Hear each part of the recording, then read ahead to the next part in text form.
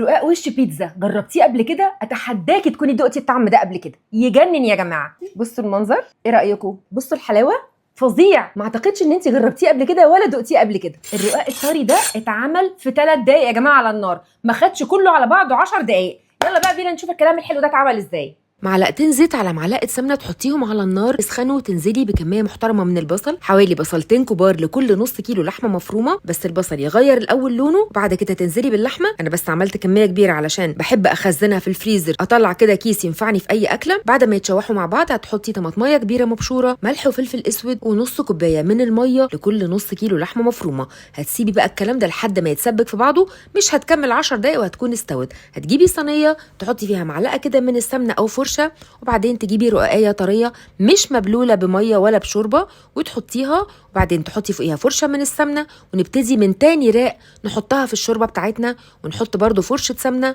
ونكرر الموضوع ده 3-4 مرات حسب انت هتعملي كام راق. انا بعمل ساعات 3 وساعات 4. جبت رقاقيه وبرده بلتها بالشوربه 3-4 رقاقيات تانيين، بس اخر رقاقيه من فوق الرقاق الطري ده انا برده مش بحط له شوربه، يبقى اول رقاقيه واخر رقاقيه ما بحط لهمش شوربه يا جماعه. بعد كده هحطها على النار وابتدي بقى ان انا احركها كده. اللي عايزه تدخلها الفرن براحتها، بس هي حرفيا على النار بتاخد 3-4 دقايق مش مجازا، وبعدين هتقعدي تزقيها كده على نار متوسطه لحد ما تاخد لون، وبعدين تقلبيها وترجعيها تاني. بس قبل ما ترجعيها تاني هتحطي معلقه سمنه كده علشان تنزل تتحمر معاكي بسرعه وكله يسخن مع بعضه بسرعه. وبعد كده خلاص عملناها، مش هتاخد يا جماعه 2-3 على كل وش وهتلاقيها اتعملت. بصوا كريسبي وحلوه ازاي. طيب انا دلوقتي كنت عايزه اقول لكم بس ان انا سبت شويه لحمه مفرومه بره علشان اعملها وش بيتزا. عايزه اقول لكم الولاد اتجننوا عليها. وكان عندي فلفل هالابينو، لو ما عندكيش فلفل هالابينو عندك فلفل سبايسي على فلفل الوان ممكن تحطي زيتون. انا حطيته فوق اللحمه، وحطيت كمان فوقيه شدر مبشوره، انا بحب اجيبها وابشرها. انا اي جبنه بتمط بقى، موتزاريلا، شدر، خلاص دخلتها الميكرويف او تدخليها الفرن براحتك. انا عايزه اقول لك ان طعمها حلو قوي. لو ولادك ما بيحبوش الرقاق هيعشقوا الرقاق. مش عايزه اقول لك الطريقه دي حلوه قد ايه. والرقاق نفسه يا جماعه الطري، لو انت حتى مش عايزه تعمليه وش بيتزا، يعني كله على بعضه بتعصيج اللحمه ما خدش ربع ساعه. ولايك وشير لو عجبكم الفيديو، بحبكم قد الدنيا دي كلها. ما تحرمونيش في كومنتاتكم الحلوه، وكل سنه وانتم طيبين،